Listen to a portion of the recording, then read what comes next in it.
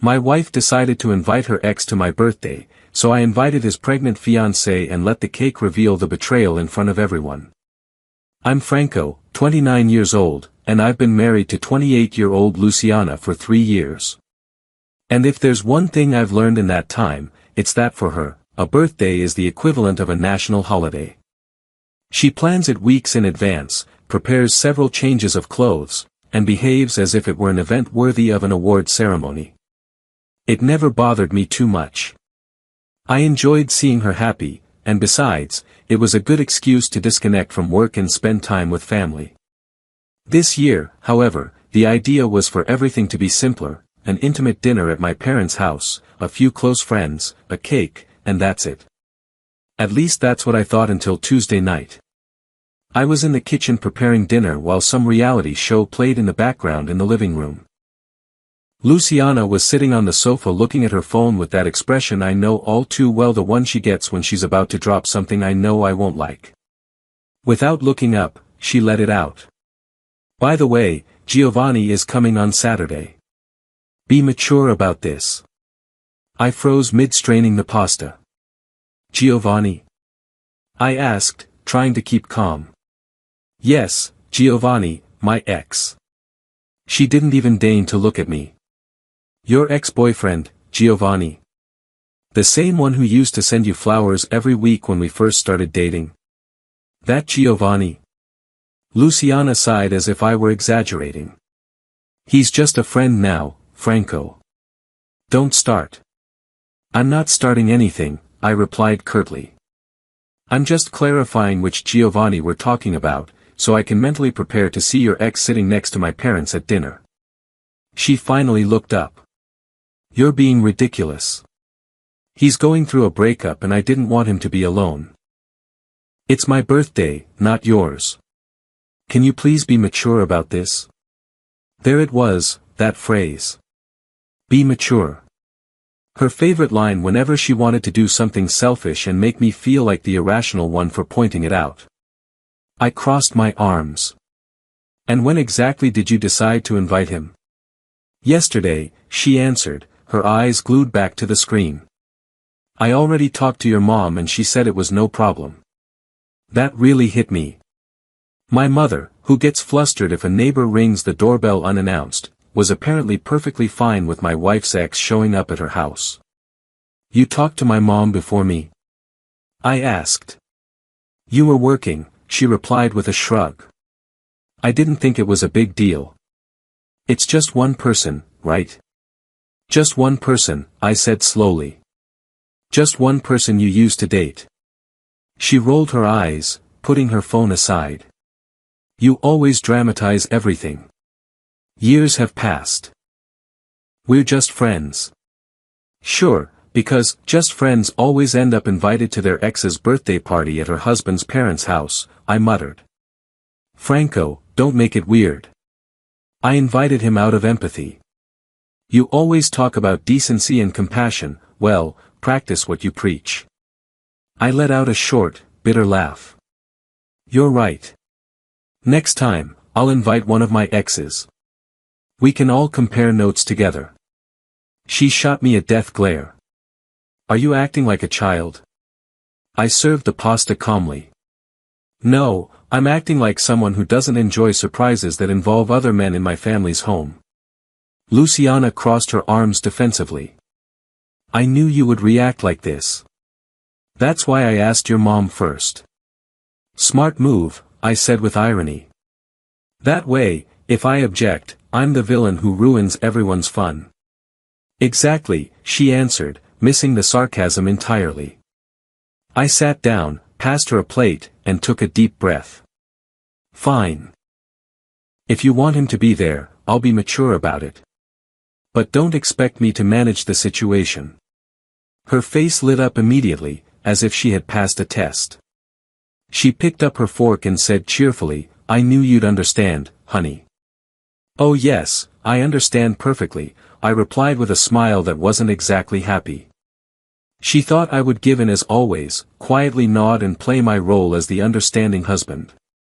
But you can't ignore patterns forever. When you see them repeat, you stop giving the benefit of the doubt. So yes. That night I smiled and pretended it didn't affect me, but inside, something clicked. If she wanted Giovanni at her party so badly, fine, he would be there. But this time, I wouldn't be the one left looking like a fool. The following days were like watching someone rehearse a role. Luciana went from her usual morning grumpiness to a state of constant euphoria. She wore more makeup, dressed up even when she had nowhere to go, and spent hours glued to her phone, laughing at messages in which I was clearly not included. By Wednesday, she had mentioned Giovanni's name more times than I had heard it in 3 years. Giovanni said he'll bring dessert. Giovanni has the same taste in music as my dad. How funny. Each mention carried that provocative tone, as if she were looking for a reaction. But I didn't bite. I simply nodded and remained calm, which I'm sure irritated her even more. Luciana thrived on reactions. She loved winning little emotional wars, and I wasn't going to hand her another one. When she finally fell asleep one night, I waited in silence for about 20 minutes, listening to her steady breathing. Then I took her phone from the nightstand. She had switched to a sparkly glitter case, the kind a teenager would buy. Very subtle. It didn't have any password I didn't know.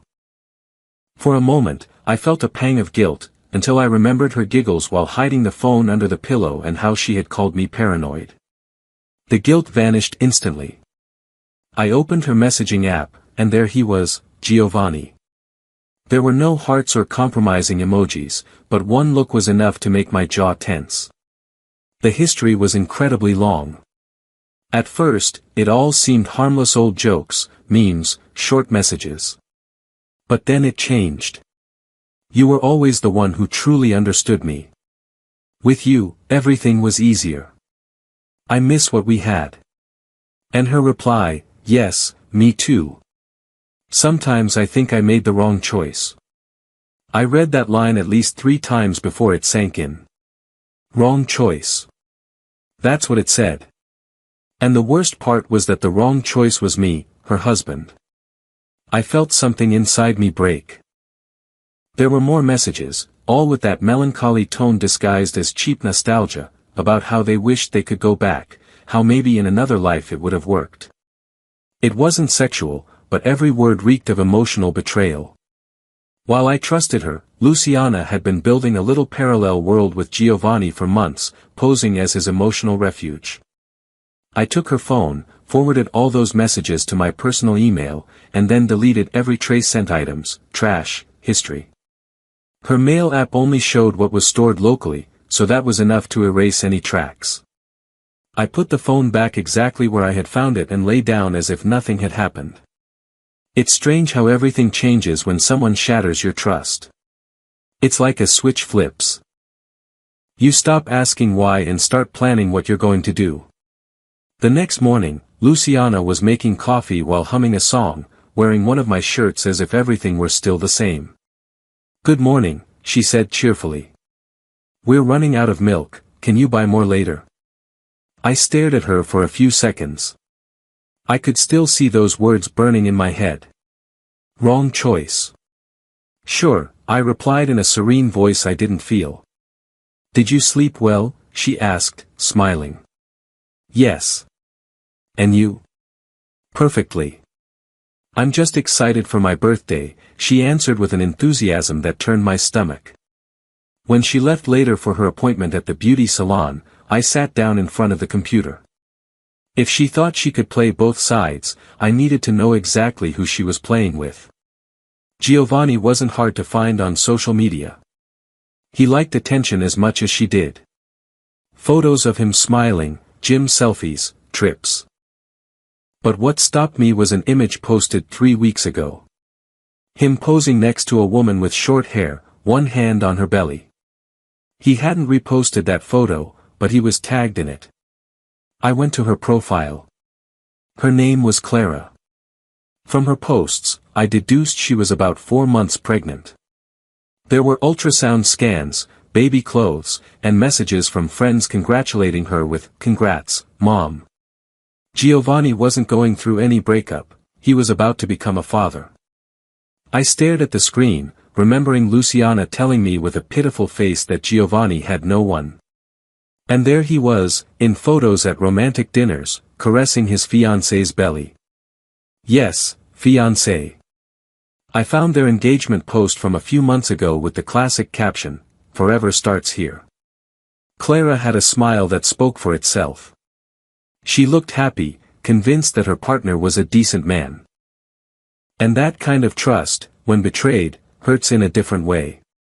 So, I created a new Instagram account with a blank profile picture and a generic name and wrote, "Hi, Clara, we don't know each other, but there's something you should know.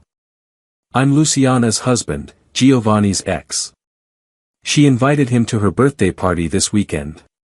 He told her he was single and going through a tough time. I think you have the right to know before this all escalates." I leaned back in my chair and watched as the message went from sent to seen. It took only seconds for the typing indicator to appear. I had a feeling that her conversation with her fiancé was about to be very interesting. 10 minutes later, my phone vibrated with a message request. "Who are you? What do you mean, invited?" Giovanni said he was working this weekend. I took a deep breath and replied calmly, "I understand it sounds weird coming from a stranger, but I'm not lying. My wife invited him to her birthday. I just want you to have the information before he shows up pretending otherwise." The typing bubble appeared and disappeared, as if she were doubting every word. "Can you prove it?" she asked. I sent her a cropped screenshot of the messages, with no personal data, just enough for her to see the truth. A few minutes passed before she wrote back. "Oh, God," was the first thing. Then she added, "I have his iCloud on my old iPad. I just saw the same thing." Then another message came. "I'm 4 months pregnant. It's a boy. He's been acting weird for weeks, said he was swamped with work. Now it all makes sense." I stayed silent for a few seconds before replying. "I'm so sorry. You don't deserve this. None of this is your fault." "I feel so stupid," she replied. "He told me his ex had destroyed him, that she left him for some worthless guy. The worthless guy was me, and I almost laughed." Giovanni had invented a cheap movie script. "If it's any consolation," I wrote, "the supposed loser is here paying the mortgage on the house she decorated while she was writing to your fiancé." "You sound so calm," she said. "How are you not losing it?" "Because losing it doesn't fix anything. I'd rather handle it well." She sent a thumbs up emoji and then a longer message. "I don't understand anything. Last week we were planning the baby's room. He seemed happy. I thought he was stressed, but now I know it was because of her. He's a coward. When guys like that get bored, they look for nostalgia," I replied. "It's easier to run to the past than to face what's in front of them." We exchanged messages for almost an hour. I noticed her tone shift from shock to analysis. We talked about her pregnancy, about the nights he worked late, while texting Luciana about the good old days. She laughed bitterly, as if the pieces were finally fitting together. When I told her it was a birthday party, she let out a dry laugh. "That fits perfectly. He loves being the center of attention. Going to that party is exactly the kind of stupid thing he would do." And she added something that stuck with me. "When we started dating, he told me she was controlling and insecure, that she left him because she thought he'd never amount to anything. And now look at him, crawling back to her like a lost dog." None of it surprised me. I had seen that pattern before. There's a very particular type of man I know well. Those who, when a relationship ends, rush to blame everyone but themselves. They twist the facts, rewrite history, and turn their own irresponsibility into a victim role they play to perfection. Giovanni was exactly that type. Clara and I spent several hours messaging, exchanging every little piece of information we had. What began as a tense exchange transformed into a kind of silent alliance. She sent me several screenshots that proved his lies. Giovanni had assured her that the weekend was for a team-building activity with his work. As if that weren't enough, he even added that he probably wouldn't have good reception, as if he were going to get lost in the middle of nowhere. I let out a dry laugh. He was going to have plenty of reception, because he wasn't going to be at any work meeting. He'd be at a party with balloons, music, and a buffet worthy of a wedding. It was a script so predictable it was almost insulting. After several messages, Clara went silent for a few minutes. When she wrote back, she just sent, "You're planning something, aren't you?" I replied calmly, "Let's just say the party he thinks he's controlling is about to have a surprise guest." "You're inviting me," she replied cautiously. "Not exactly. I'm giving you the opportunity to look him in the face as the truth comes crashing down on him," I answered. "He thinks he's going to spend the weekend playing with the past.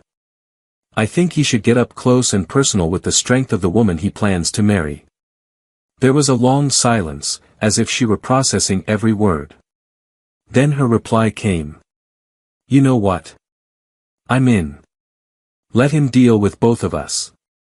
I'm tired of protecting his image." That sentence brought a genuine smile to my face. Clara wasn't weak, she just needed a little push to stop carrying a weight that wasn't hers to bear. I wrote, "We'll do it cleanly. No shouting, no chaos, just facts. Nothing speaks louder than the truth when it's presented unadorned." Her last message was direct and powerful. "I want the truth to hit him where it hurts the most. It doesn't have to be loud, just final." That sentence bounced around in my head as I prepared my own move. That same night, I sat in the kitchen with my laptop open, thinking about the birthday cake Luciana wanted so badly. I had offered to order it, so no one would suspect a thing. I looked for a bakery, and in that instant, the idea hit me, a gender reveal cake. Giovanni was about to be a father, and Luciana was still living in absolute ignorance. The irony was almost poetic. I pictured the scene, the laughter, the music, Luciana radiant, and suddenly, the deathly silence as the knife cut into the cake. The confusion on her face, the panic in Giovanni's. It was an image so clear I could almost hear the sound of glasses stopping mid-toast. I wrote the order with surgical precision, white frosting, blue filling, large, elegant letters on top, "It's a boy." When the confirmation email arrived, a small, quiet smile, loaded with intention, formed on my face. Let them keep thinking they were playing with my limits. In a few days, that cake was going to reveal not just a pregnancy, but also the true masks behind their smiles. The next morning, Luciana woke up as if she were the star of a major event. She moved back and forth with an almost theatrical enthusiasm. She had music blasting, was talking on the phone on speaker, had a pen behind her ear, and her planner open on the table as if she were directing a film production. "I want everything to be perfect," she repeated while mentally adjusting the decorations. "Giovanni is going to arrive early to help me. He's so thoughtful." Thoughtful, I thought, holding back a laugh. It was like hearing someone praise a thief for closing the door properly after robbing the place. Instead of saying anything, I took a sip of my coffee and pretended to check my phone. "Yeah, a real gentleman," I muttered under my breath. "What did you say?" she asked, suspecting nothing. "Nothing," I replied with a smile that was nothing more than a perfectly placed mask. "Just thinking how lucky you are to have friends like that." She smiled with satisfaction, completely oblivious to the storm that was brewing.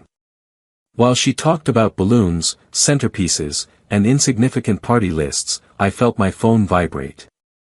It was a message from Clara. "Are you sure about this? I don't know if I can face him." I pretended I was going to check the mailbox and stepped out onto the porch. The fresh morning air helped me clear my head. I wrote, "You don't have to do anything grand. Just walk in, watch, let the truth speak for itself, and then leave. I'll handle the rest." "He's going to deny it," she replied. "He can deny whatever he wants," I responded, "but it's hard to lie when the truth is written in big letters on a blue cake." There were a few seconds of digital silence. Then her reply came. "Okay, I'll go. I'll be there at 5:30. Perfect, I replied. I promise you're going to witness an unforgettable show. Later, I drove to my parents' house, where the party would be held. It had been Luciana's idea to have it there to avoid stress. How ironic. When I walked in, I saw my mother polishing the porcelain dinnerware as if she were expecting an ambassador, and Sophia, my sister, helping with a conspiratorial smile that betrayed she was enjoying this more than she would admit. We need to talk before the circus begins, I said, closing the door behind me. Is it that serious? My mother asked, looking up. Serious enough for you to see it with your own eyes, I replied, taking out my phone. I slid the screenshots across the table without a word. Sophia was the first to react. Oh my God, I can't believe she wrote that to him, she said, her eyes wide. My mother frowned as she read each message, an expression of disbelief mixed with annoyance. Giovanni, the same one she invited? She told me he was a family friend. The very same, I replied with icy calm. The friend who lies to his pregnant fiancée while playing her shoulder to cry on. My mother put the phone down with a sigh and rubbed her forehead. Why are you telling me this now? Because you're about to host an event that's going to spiral out of control, and I'd rather you be prepared. Don't try to stop it. Just let everything flow, I said with calculated coldness. Sophia looked at me with a mix of surprise and excitement. Are you planning something? Let's just say the cake isn't what Luciana thinks it is, I answered with a barely perceptible smile. Do you want me to record it? She said, laughing under her breath. I've already thought of that, I replied. Just wait for my signal. You'll know exactly when to press record. My mother watched me with genuine concern. Franco, are you sure this is wise? Couldn't you handle this privately? If she wanted privacy, I answered calmly, she wouldn't have brought her ex to my family's home. I didn't start this game, I'm just matching her energy. Sophia let out a stifled laugh. This is going to be epic, she said. And for the first time in a long time, I didn't feel like the person on the defensive. I felt the control in my hands. I watched them for a few seconds, trying to keep my expression neutral. Don't celebrate too hard during the chaos, I thought. When I got back home, Luciana was already on the phone again. This time, I didn't have to guess who she was talking to. She was by the window, whispering in that low voice she used when she didn't want to be overheard. Yes, I'm dying to see you too, she said softly. If you can get here before everyone else, that would be perfect. We can talk quietly before it gets crowded. I leaned silently against the hallway wall, phone in hand. I recorded everything, every tone, every calculated pause, even the little laugh she let out when she hung up. When she turned and saw me standing in the doorway, I feigned nonchalance. Everything okay? I asked as if I hadn't heard a thing. Luciana jumped a little. Yeah, it was my friend. We were talking about the decorations. Friend, I repeated, nodding slowly. I understand. She smiled as if nothing was wrong. Did you pick up the cake? She asked with feigned cheerfulness. Not yet, I replied. It's a surprise cake. You're going to love it. Her eyes lit up immediately. A surprise? What kind of surprise? I shrugged. Something special. I even invited a guest to help me deliver it. Who? She asked with a mix of excitement and curiosity. You'll see, I said, grabbing my keys. I want tonight to be unforgettable. In her mind, she must have been imagining some distant relative she liked or a well-known figure. You're so sweet lately, she commented with a wide smile. I smiled back. You have no idea. That night, after she went to sleep, I stayed in the living room reviewing my notes.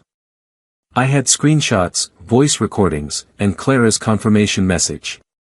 Every piece of the puzzle was ready. I sent one last message to Clara, closed my phone, and leaned back on the sofa, staring at the ceiling. Everything was calm, except for the notifications that kept buzzing from the bedroom.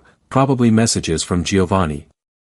Luciana would have her dream birthday, surrounded by people who adored her, music, food, laughter, and all the attention focused on her, just as she liked it. But this time, the center of attention wasn't going to make her shine, it was going to expose her. I looked at the cake receipt on the table with the blue inscription that read, "It's a boy," and couldn't help but smile. "Let her keep thinking I invited someone famous," I murmured.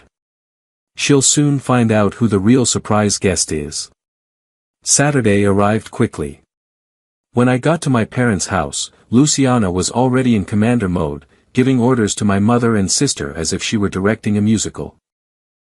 "Franco, did you pick up the cake?" she shouted from the hallway, adjusting her new dress in front of the mirror. "I'm on it," I replied, grabbing my keys. "Don't mess it up. This cake is important." "I wouldn't dream of it," I answered. When I picked it up, I opened the box before leaving. "It's a boy," written in impeccable blue. Perfect. When I returned, the house was already packed. Family, friends, co-workers. The noise was deafening. Luciana was glowing like never before, receiving compliments on her dress and the decorations. It wasn't true happiness, it was pure ego. Giovanni hadn't shown up yet, but I knew he would. That type of man always arrives late to be the center of attention. I placed the cake in the kitchen and stood next to my father. "This is going to be interesting, isn't it?" he whispered, barely containing a smile. "You'll see," I replied. When the doorbell rang, I opened the door. There was Giovanni, with a fresh haircut, an impeccable jacket, and a rehearsed smile. He was carrying a shiny gift bag and a tray of cupcakes as if he were Santa Claus for adults. "Hey, man, thanks for having me," he said, extending his hand. "Come on in, everyone's waiting," I replied. The moment he stepped through the door, Luciana lit up. She literally ran to hug him with more enthusiasm than she had shown for anyone else. The exaggerated laughter, the gestures, the glances. You didn't have to be an observer. The whole room noticed. Even my mother's diplomatic smile seemed to be holding the entire weight of the discomfort. Giovanni started walking around the house as if he owned it, greeting people, complimenting the decor, and Luciana never left his side. When it was time for the cake, I took control. "All right, it's cake time," I announced, clapping. Luciana walked to the center of the room with the satisfaction of a celebrity. "Finally, I've been waiting for this moment all day." "Believe me, so have I," I answered. The lights dimmed, and people gathered around. I brought the cake out, opened the box, and applause filled the room. But as soon as Luciana leaned in to read the inscription, her smile faltered. "It's a boy," she repeated, bewildered. "What does this mean?" People started exchanging uncomfortable glances. My sister pretended to be recording the candles, but the camera was pointed directly at her. Before Luciana could say anything else, the front door opened. Everyone turned. Clara walked in slowly, a small gift in one hand, the other resting on her belly. Luciana blinked in confusion. Giovanni froze, the smile wiped from his face. The silence was absolute. "Sorry I'm late," Clara said in a calm voice. "I had trouble finding parking." Luciana looked at me, then at Giovanni, then back at Clara. Who is she?" I smiled calmly, placing the cake knife on the table. "She," I said, "is Giovanni's fiancée, and apparently, the future mother of his child." The reaction was immediate. Giovanni's mouth fell open, unable to form a word. Luciana recoiled as if she'd been slapped. Clara placed her gift next to the cake and looked directly at Giovanni. "You told me you were at a work event," she said, her serene tone hurting more than any shout ever could. "I didn't know the job description included being your ex-girlfriend's emotional lapdog." Giovanni stammered, "Clara, it's not what it looks like." "Oh, it's exactly what it looks like," she replied, taking a step forward. I saw the messages, the late-night calls, the little, "I miss you" texts. You didn't delete from the cloud, genius. A few people laughed nervously. From a corner, someone whispered, "Oh my God." Luciana turned red. This is insane. No, insane, Clara interrupted her firmly, is texting another woman's fiancé telling him you made a mistake by not staying with him. Luciana's voice broke. You went through my messages. No, Clara said without blinking. Your husband did. All eyes turned to me. I didn't say anything at first. I just shrugged calmly, as if there weren't a dozen curious gazes fixed on us. I like transparency, I commented, in a tone that sounded sharper than I intended. Giovanni started to sweat. You could tell he felt the walls closing in on him. Clara, please, he babbled, his voice trembling. Can we talk outside for a second? She didn't hesitate for a moment. No, she replied with a firmness so dry it could be heard in the kitchen. She took another step forward, looking him straight in the eye. You've talked enough. I just came to make sure she knew exactly what kind of man she invited tonight. Giovanni ran a trembling hand through his hair, a desperate gesture from someone who feels the ground crumbling beneath their feet. You don't understand, he managed to say. Yes, she cut him off with an icy tone, I understand perfectly. You're a liar, a coward, and you are not coming home. With that, Clara turned elegantly and walked towards the door without losing her composure. There were no shouts, no insults, no melodramatic scenes, just a silent determination that chilled everyone present.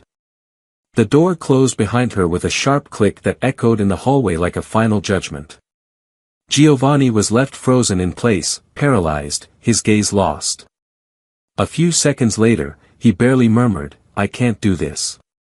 Then, without looking at anyone, he walked out after her. No apologies, no explanations, no goodbyes.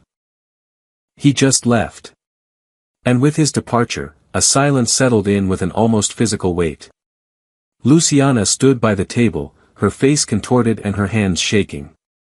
You set me up, she said in a trembling voice, as if struggling to process everything that had just happened. I tilted my head slightly. No, I replied calmly. You set yourself up. I just set the table. She looked around and realized there wasn't a single person who hadn't witnessed the entire scene. Her perfect birthday party had just turned into an involuntary spectacle in front of all her people. I took a plate, cut a slice of cake, and took a bite. Not bad, I commented without emotion. Want some? Luciana glared at me, her eyes red with unshed tears. You humiliated me, she whispered with contained rage. I nodded slowly. Yes. Though to be fair, you started it when you decided to invite your ex to your own birthday party. Not exactly your brightest idea, Luciana. She stood there motionless, trying to think of some way to salvage her dignity, but there was nothing left to rescue. I placed the plate on the counter, took a deep breath, and said quietly, Happy birthday. From the patio, where my sister Sophia and my mother had taken refuge, I heard a murmur. This was better than any TV show. And for the first time, I had no argument to contradict her. When the last guest had gone, the house looked like the aftermath of a parade that had ended in chaos, streamers on the floor, half-empty glasses, forgotten wrappers, and a thick silence. My mother and Sophia were still outside, getting some fresh air. I didn't blame them. Inside, Luciana was standing in the middle of the living room, motionless, staring at the remains of the cake as if it were evidence of a crime she didn't know how to erase. Then she exploded. You ruined my birthday, she screamed with all her might, her voice bouncing off the walls. I remained calm, leaning against the counter. No, Luciana, I replied without raising my voice. You ruined your birthday. I just brought the cake.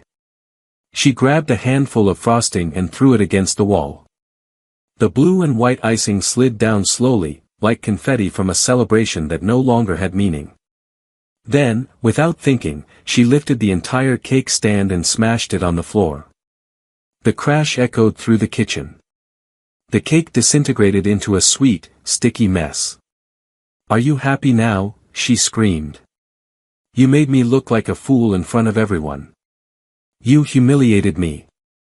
Crossing my arms, I replied calmly, "No, you humiliated yourself.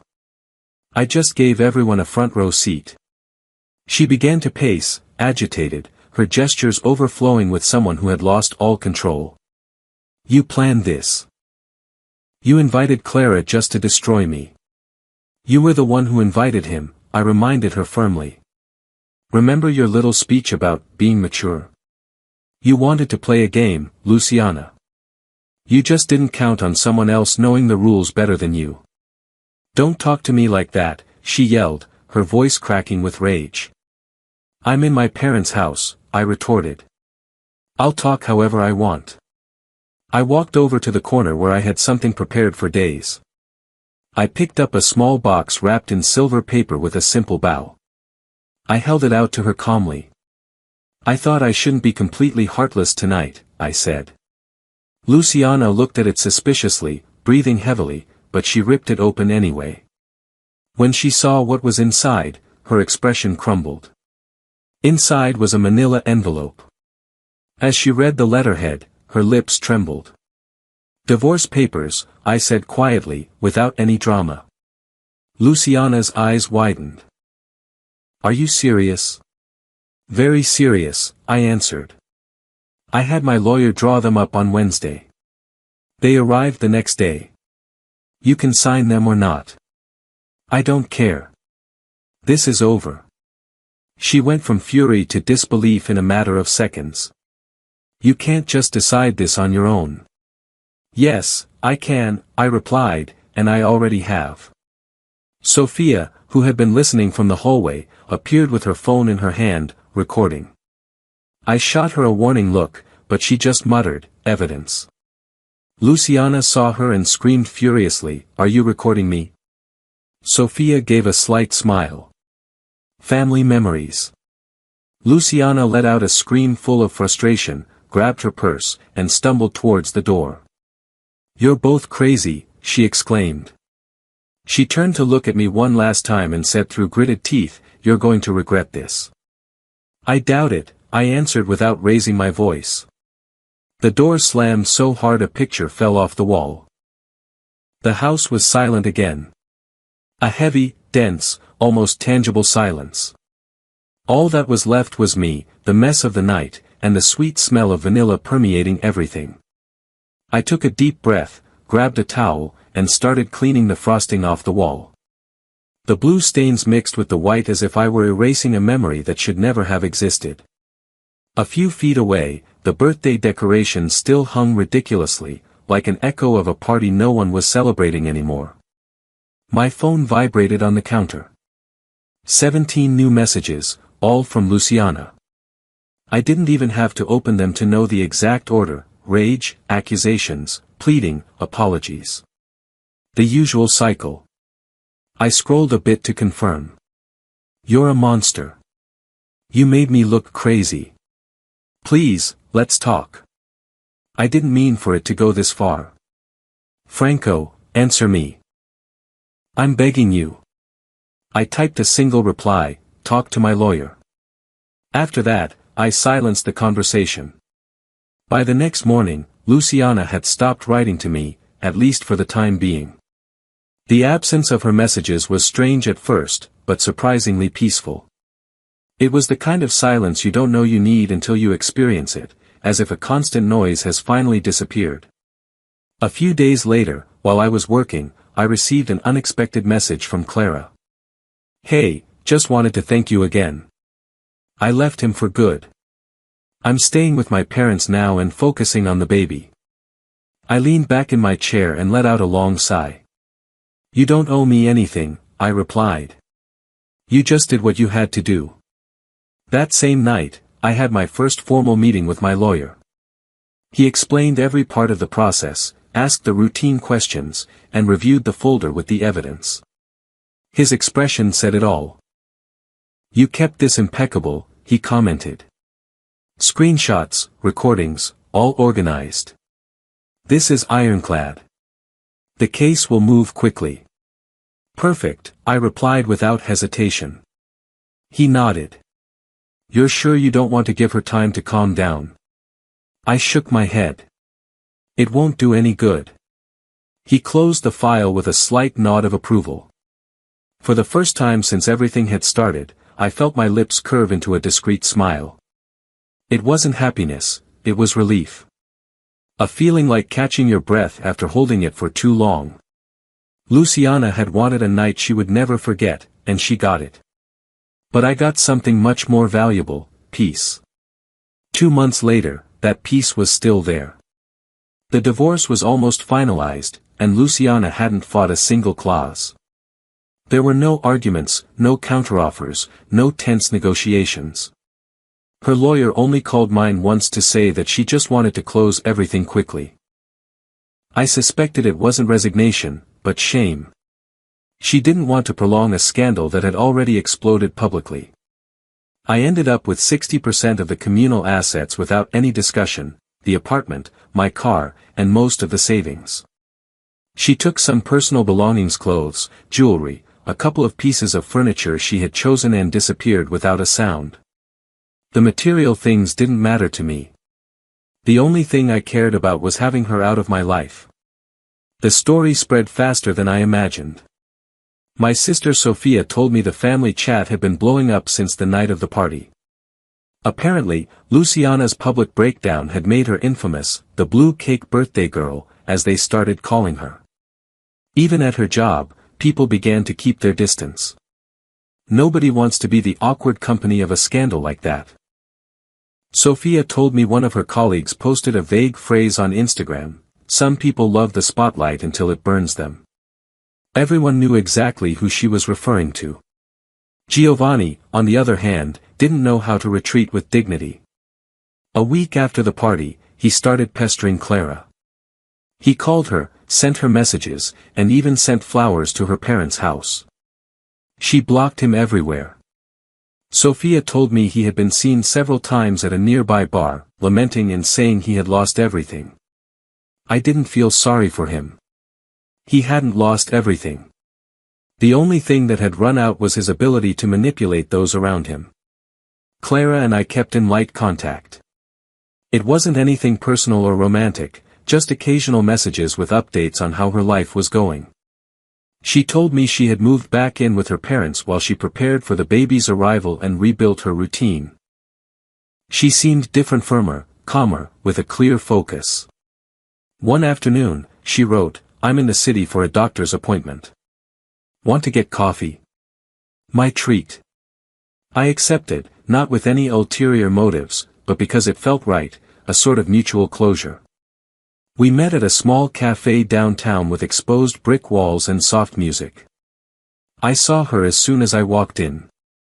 She was sitting by the window with a calmness I recognized immediately. She was caressing her belly with a protective gesture, like someone guarding something truly valuable. Before she left, she handed me a small envelope. "What's this?" I asked. "An ultrasound," she said, smiling. "I guess you earned it. You're part of the reason this mom got back on track." I looked at the image in silence. A small, blurry silhouette with tiny hands and feet. Something in my chest loosened suddenly. "Thank you," I murmured. She stood up, put on her coat, and gave me one last smile. "Take care, Franco. Don't stop trusting yourself. You're much better at reading people than you think." When I got home, I walked over to the box in the corner, the last thing left of Luciana. A few worthless trinkets, an old sweater, and some photographs. I picked it up without a second thought, took it outside, and left it by the dumpster. I didn't stop to look back. That chapter was officially closed. There were no speeches, no tears, no dramatic reconciliations, just a silent, firm closure, the kind that truly lasts. A few days later, I received the email from my lawyer with the final confirmation. Everything signed, clean, definitive. I signed my part and sent it back without hesitation. I closed the laptop, leaned back in my chair, and let out a long breath. The past year had been complete chaos, but now it was over. I didn't miss the marriage, nor the arguments, the fake smiles, or the empty routine. I didn't even miss the comfort. The only thing I had missed was peace, and that had finally returned. That night, there was no toast or celebration. I just poured myself a strong coffee and sat on the terrace, listening to the distant murmur of the city. I felt the cool air hit my face as if the world were reminding me that it kept moving, even though my life had been through an earthquake. I didn't think about Luciana or what could have been. I thought about myself, about everything I had put up with, what I had learned, and what I would never allow again. It wasn't revenge, it was clarity. For the first time in a long time, I felt in control of my life, not because I had won anything material, but because I had regained something worth more, my tranquility. I stayed there for a long time, watching the city lights twinkle in the distance, as if they were a silent reminder that everything broken can be remade, even yourself.